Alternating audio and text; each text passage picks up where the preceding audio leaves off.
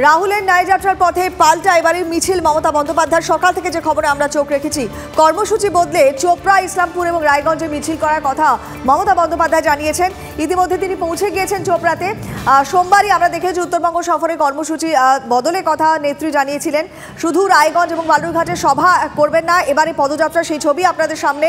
চোপড়ার ছবি এই মুহূর্তে, তার পাশাপাশি চোপড়া, ইসলামপুর, রায়গঞ্জও পদযাত্রা রয়েছে। ইতিমধ্যে চোপড়ার পদযাত্রা আপনাদের সামনে। প্রসেনজিৎ আমাদের সঙ্গে রয়েছেন, প্রসেনজিতের সাথে একটু কথা বলি। প্রসেনজিৎ, মমতা বন্দ্যোপাধ্যায় এবারে পদযাত্রাতে এবং নতুন কর্মসূচিতে, যে কর্মসূচি যেখান দিয়ে রাহুল গান্ধীর ন্যায় যাত্রা গিয়েছে সেই পথেই মমতা বন্দ্যোপাধ্যায়ের মিছিল। ছবি জানতে চাই, তাৎপর্য বুঝতে চাই।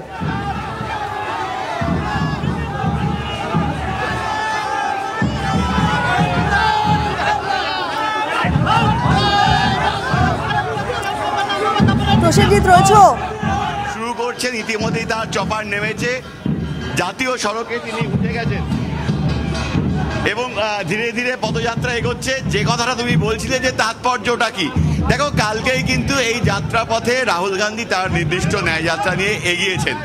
ঠিক তার 24 ঘন্টার মধ্যেই কিন্তু এই যাত্রা, পাল্টা পদযাত্রা মমতা বন্দ্যোপাধ্যায় করছেন। কেন? রাজনীতির কারবারিরা বলছেন যে এই রাজ্যে কংগ্রেসের সঙ্গে জোট হলো না। মমতা বন্দ্যোপাধ্যায় আগেই স্পষ্ট করেছেন এই রাজ্যের 42টি আসনে তারা কংগ্রেসকে আর ছাড়ছেন না বা আসন সমঝোতা হচ্ছে না। সেই জায়গায় দাঁড়িয়ে কিন্তু আরেকটু কড়া বার্তা, আরেকটু স্পষ্ট বার্তা, যে রাজ্য দিয়ে রাহুল গিয়েছেন, রাহুল বলেছেন বাংলা পথ দেখাবে, ঠিক সেই জায়গা দিয়ে পাল্টা মমতা বন্দ্যোপাধ্যায় এই পদযাত্রায় হাঁটছেন। এবং এই বার্তাটা কিন্তু কংগ্রেসের উদ্দেশ্যে স্পষ্ট করে দেওয়া হলো, বিনা যুদ্ধে এ রাজ্যে লোকসভা নির্বাচনে 1 ইঞ্চি জমিও কংগ্রেসকে ছাড়া হবে না। আমি আরও একবার দেখাবো সরাসরি দর্শকদের, মমতা ব্যানার্জি হাঁটছেন। অসংখ্য মানুষ, গতকালকে আমরা যে ছবিটা দেখেছিলাম রাহুল গান্ধীকে দেখতে মানুষ ভিড় করেছিল, প্রচুর মানুষ জমায়েত হয়েছিলেন। আজকেও কিন্তু ছবিটা একই, আজকেও প্রচুর মানুষ জমায়েত হয়েছেন, তৃণমূলের কর্মী সমর্থকরা জমায়েত হয়েছেন। দুধারে তারা দাঁড়িয়ে আছেন ঘন্টার পর ঘন্টা, কখন দলনেত্রী আসেন। দলনেত্রী এসেছেন, তাদেরকে নমস্কার করছেন, হাত দেখাচ্ছেন, টাটা করছেন। উপস্থিত জনতা তারাও কিন্তু ফ্ল্যাগ নেড়ে জয়ধ্বনি দিয়ে মমতা বন্দ্যোপাধ্যায়কে স্বাগত জানাচ্ছেন। সেই চোপড়ার বিস্তীর্ণ এলাকায় মমতা বন্দ্যোপাধ্যায় পদযাত্রা করে তারপর পদযাত্রা এগোবে ইসলামপুরের উদ্দেশ্যে, সেখানেও কিন্তু পদযাত্রা করবেন। তারপর হেলিকপ্টারে মমতা বন্দ্যোপাধ্যায় রায়গঞ্জে পৌঁছে সেখানে আরও একটি পদযাত্রা করে তারপর কিন্তু নির্দিষ্ট সভায় যোগ দেবেন এবং তারপর বালুরঘাটে পৌঁছে গিয়ে সেখানেও সভা করবেন তিনি। সরাসরি দর্শকদের দেখাচ্ছি TV9 বাংলার পর্দায়, চোপড়ায় এই মুহূর্তে মমতা বন্দ্যোপাধ্যায় পৌঁছে গিয়েছেন। চোপড়ায় যে জাতীয় সড়ক, সেই জাতীয় সড়কের দুধার দিয়ে অসংখ্য মানুষ দাঁড়িয়ে আছেন, তাদেরকে হাত নেড়ে শুভেচ্ছা জানাচ্ছেন মুখ্যমন্ত্রী মমতা বন্দ্যোপাধ্যায়। সেই ছবি সরাসরি TV9 বাংলার পর্দায়। একেবারে প্রসেনজিৎ, এর আগে আমরা দেখেছি বঙ্গে মানে কংগ্রেসকে যে কোনো আসন ছাড়া হবে না, সেটা তো নেত্রী আগেই জানিয়ে দিয়েছিলেন তাদের স্ট্যান্ড পয়েন্ট। এবারে এই যে যাত্রাটা করছেন, তাতে যে কংগ্রেসের ওপর খানিকটা চাপ বাড়বে সেটা তো কোনো সন্দেহ নেই, কিন্তু মানে রাজনৈতিক মহলের ক্ষেত্রে ব্যাখ্যাটা কি? মানে ধরো এর পাশাপাশি অনেক মানুষই রয়েছেন, যে ছবিটা গতকালও তোমরা তুলে ধরেছিলে, সাধারণ মানুষ যারা এই ধরনের নেতা নেত্রীদের কাছ থেকে দেখতেও পান না। রাহুল গান্ধীকে দেখার জন্য একটা অসীম আগ্রহ ছিল, আজকে মমতা বন্দ্যোপাধ্যায় তাকে দেখার জন্য সেই আগ্রহটাই আবার সামনে আসছে। কিন্তু আখেরে ভোট বাক্সের কতটা প্রভাব পড়তে পারে বলে এখনো পর্যন্ত মনে করা হচ্ছে? দেখো, এই জেলাটাকে বলা হতো একসময় কংগ্রেসের খাসতালুক। প্রিয়রঞ্জন দাসমুন্সি যখন ছিলেন এই জেলা থেকে নির্বাচিত হয়েছিলেন, পরবর্তীকালে বামেদের হাতে এই জেলাটি চলে যায় এবং এই মুহূর্তে এই জেলার যে লোকসভার আসন সেটি বিজেপির দখলে রয়েছে। যেই আসনটি পাখির চোখ করছেন মুখ্যমন্ত্রী মমতা বন্দ্যোপাধ্যায়, উত্তরবঙ্গের বিভিন্ন আসনে বিজেপিকে হারিয়ে তৃণমূল জিততে চাইছে। এই জেলা দিয়ে ন্যায়যাত্রা নিয়ে গিয়েছেন রাহুল গান্ধী। পাশাপাশি রয়েছে বামেরাও। বাম এবং কংগ্রেস জোট বাঁধায় কোথাও না কোথাও গিয়ে রাজ্যের দলনেত্রী তৃণমূলের তিনি মনে করছেন যে পাল্টা আসরে নামতে হবে, সেই কারণেই কিন্তু এই লড়াইটা। ফলে কংগ্রেসকে বার্তা দেওয়ার পাশাপাশি তিনি যে বিনা যুদ্ধে 1 ইঞ্চি জমি ছাড়বেন না তা স্পষ্ট করতেই কিন্তু রাতারাতি এই কর্মসূচি তৈরি করা হয়। গতকাল রাহুল চলে যাওয়ার পর বিকেলে উত্তরকন্যার পাশে একটি সভা করেন মুখ্যমন্ত্রী। সেই সভার পর উত্তরকন্যায় ফিরেই কিন্তু বৈঠকি মেজাজে সাংবাদিকদের সঙ্গে ঘন্টার পর ঘন্টা আড্ডা মারছিলেন। সেই সময়কালেই মমতা জানিয়ে দেন যে আগামীকাল অর্থাৎ আজ তিনি 3টে র্যালি করবেন। সেই র্যালিগুলো চোপড়া, ইসলামপুর এবং রায়গঞ্জে হবে এবং তারপর কিন্তু রাতারাতি গোটা এলাকা জুড়ে অসংখ্য পোস্টার, ব্যানার, ফ্লেক্স ইত্যাদি লাগানো হয়।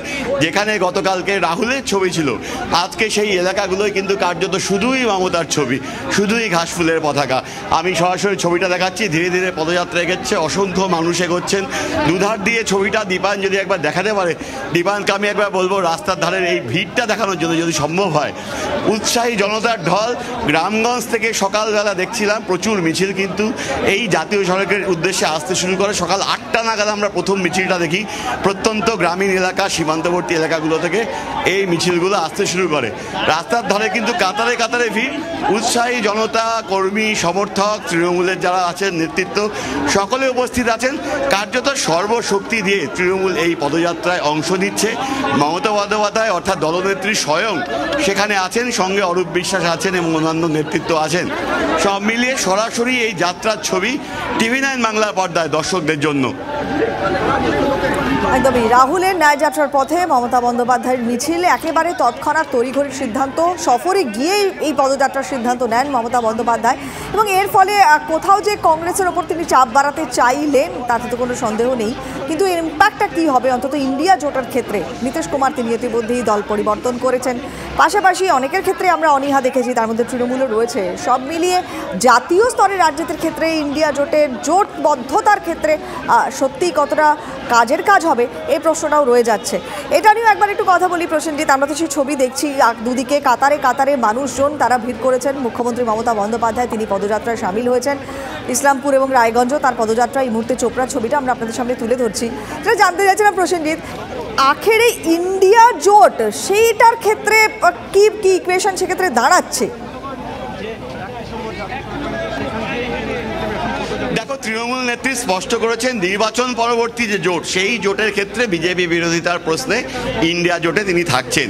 কিন্তু এ রাজ্যেও তারা আগ্রহী ছিলেন বলে বারংবার জানিয়েছেন এবং তৃণমূল যেটা বলছে যে অধীর চৌধুরী অর্থাৎ প্রদেশ কংগ্রেস সভাপতির অনাগ্রহের কারণেই এই রাজ্যে এই জোটটা সম্ভবপর হলো না। তৃণমূল কংগ্রেস অপেক্ষা করেছিল। এখন তাহলে প্রশ্ন, হঠাৎ করে কি এমন হলো একেবারে রাহুল গান্ধী চলে যাওয়ার পর পাল্টা আসরে নামতে হলো? গতকাল দুটি ঘটনা ঘটে।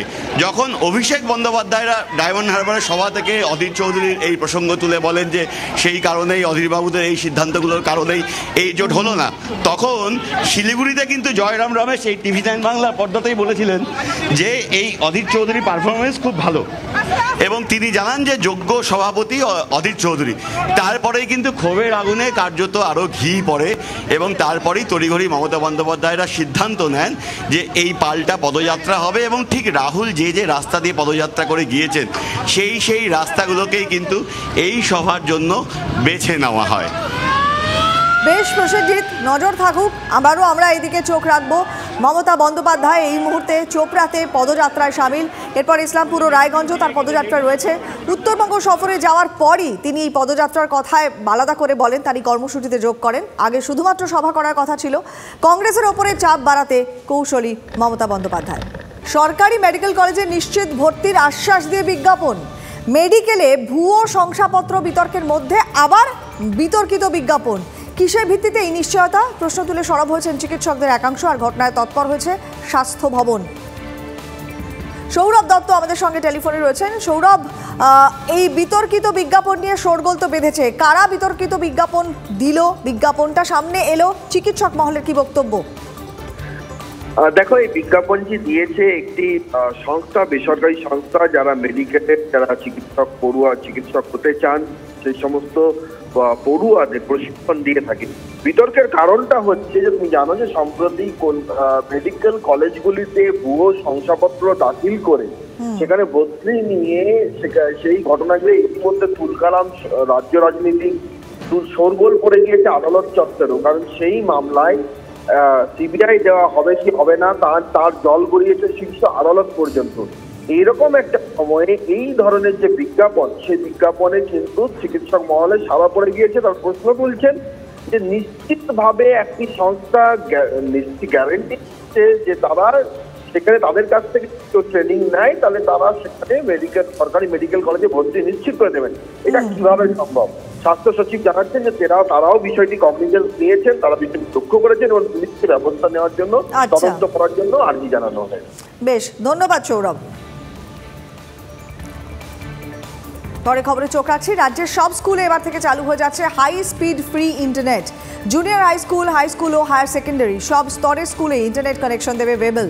আপাতত 39 মাসের জন্য ইন্টারনেট কানেকশন লাগানোর বরাত পেয়েছে ওয়েবেল। 2 মাসের মধ্যে ওয়েবেলকে কাজ শেষ করার নির্দেশ দিয়েছে স্কুল শিক্ষা দফতর।